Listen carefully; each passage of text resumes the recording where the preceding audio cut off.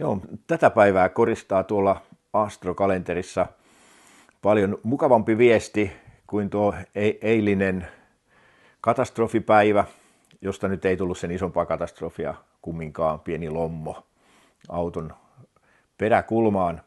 Mutta tänään on Mars kolmiossa Saturnukseen ja se kertoo, että aito sitoutuminen tuo tullessaan menestystä.